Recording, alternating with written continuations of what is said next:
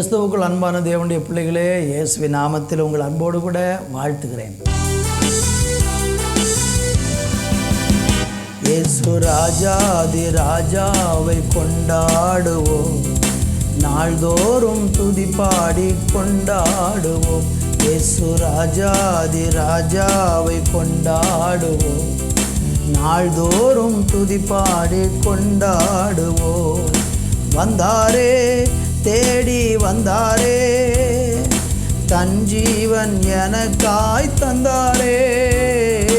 வந்தாரே, தேடி வந்தாரே, தன் ஜீவன் எனக்காய் தந்தாரே. என்னை வாழ வைக்கும் தெய்வம் தானே இயேசு, என்னை வழி நடத்தும் தீபம் தானே இயேசு. என்னை வாழ வைக்கும் தெய்வம் தானே இயேசு, என்னை வழி நடத்தும் தீபம் தானே இயேசு. அந்த ராஜாதி ராஜாவை கொண்டாடுவோம், நாள்தோறும் துதிப்பாடி கொண்டாடுவோம்.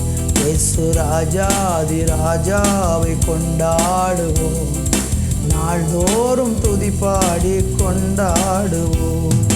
கலக்கமில்லை, இனி கவலை இல்லை, கர்த்தரன் மேய்ப்பராயிருக்கிறார்.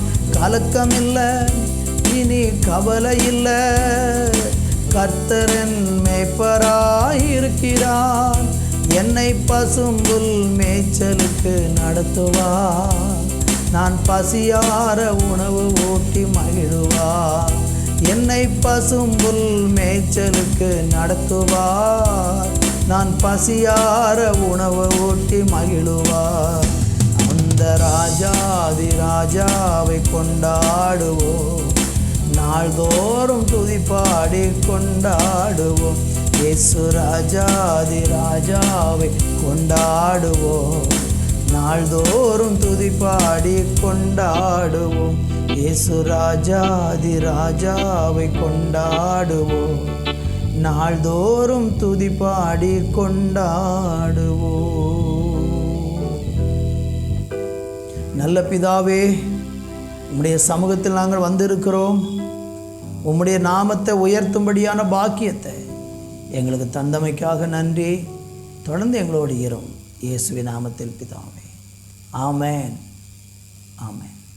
அன்பு தேவ பிள்ளைகளை, இந்த நாளில் தியானிப்பதற்கு சங்கீதம் 136:4, ஒருவராய் பெரிய அதிசயங்களை செய்கிறவரை துதியுங்கள், அவர் கிருபை என்றும் உள்ளது.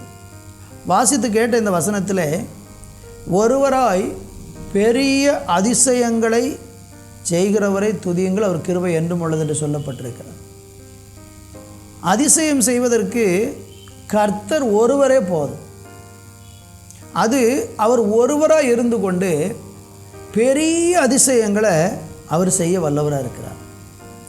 இந்த சங்கீதம் எழுதப்பட்ட பின்னணியத்தை நீங்கள் பார்த்தீங்கன்னா, இதில் நிறைய காரியங்கள் இஸ்ரவேல் மக்களுடைய வாழ்க்கையில் தேவன் செய்த பெரிய பெரிய அதிசயங்களை பற்றி எழுதப்பட்டிருக்கிறது.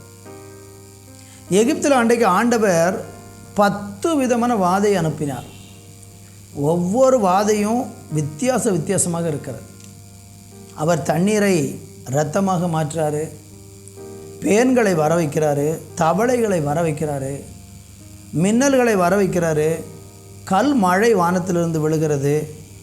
இப்படி சொல்லிக்கொண்டே போகலாம். எகிப்தியர்கள் இந்த இயற்கையை ரொம்ப வணங்கி கொண்டவங்களாக இருந்தாங்க. சூரியனை வணங்கினார்கள், அவங்க தண்ணீரை, நதியை வணங்கினாங்க, இன்னும் தவளைகளை வணங்கினாங்க. இப்படி அவங்க இதெல்லாம் தெய்வமாக நினச்சி அவங்க வழிபட்டு வணங்கி கொண்டிருந்தாங்க. அவங்களுக்கு ஏராளம் தெய்வங்கள் இருந்தது. ஆனால் அன்றைக்கு எகிப்தியர்கள் மேலே ஆண்டவர் ஒருவராக நின்று கொண்டு அத்தனை அந்த காரியங்களையும் வாதைகளையும் அனுப்பி அவங்க நடுவில் கர்த்தர் ஒருவராய் நின்று பெரிய அற்புதங்களை செய்ய முடியும் என்பதை நிரூபித்தார். உங்கள் வாழ்க்கையில் நீங்கள் விடுதலைக்காக யாரை எல்லாமோ தேடி எங்கெல்லாமோ ஓடிக்கொண்டு இருக்கலாம்.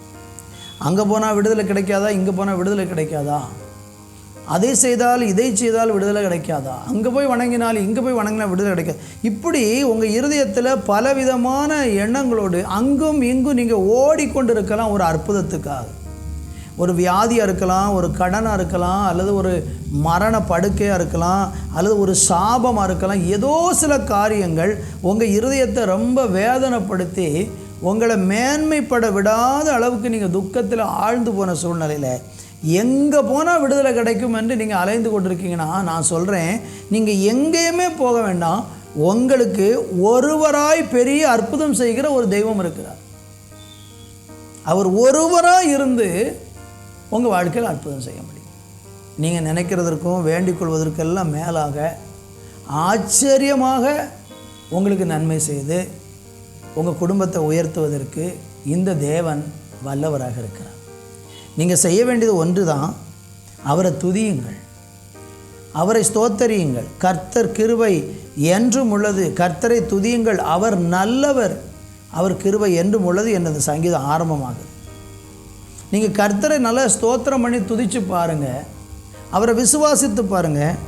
அவர் ஒருத்தர் போதும். உங்களுக்கு நிறைய தெய்வங்கள்லாம் தேவையில்லை, ஒரே ஒருத்தர் போதும். உங்கள் வியாதியை குணமாக்க, கடனை மாற்ற, எல்லாத்துக்கும் அவர் வல்லவர். மக்கள் ஏன் இயற்கையை வணங்கினாங்கன்னா, சூரியனுடைய சூடை பார்த்தவொன்னே பயந்து போய் அதுதான் கடவுளாக இருக்குமோ அப்படின்னு எண்ணி அதை வணங்கினாங்க. சந்திரனை பார்த்தால் அதையும் வணங்கினாங்க. மின்னலை கண்ட உடனே பயந்து இது நம்மளை எதுவும் பண்ணிருமோன்னு சொல்லி பயந்து அதையும் வணங்கினேன். இப்படி மக்கள் இயற்கை வணக்கத்தில் நிறைய பேர் இருக்கிறாங்க.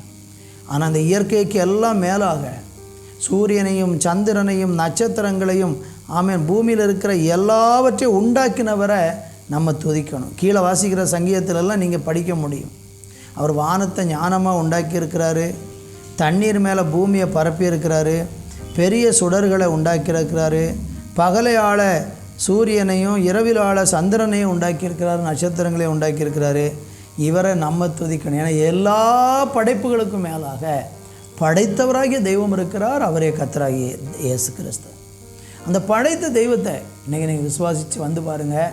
உங்கள் வாழ்க்கையில் அவர் பெரிய அதிசயங்களை உங்களுக்கு செய்வார். நல்ல பிதாவே, பெரிய அதிசயங்களை எதிர்பார்த்து கொண்டிருக்கிற பிள்ளைங்களுக்கு நீங்கள் உங்கள் அதிசயங்களை பெரிதாக செய்து உயர்த்த போகிறீங்க. நாமத்தை மையப்படுத்தும் இயேசுவின் நாமத்தில் பிதாவே, ஆமென், ஆமென்.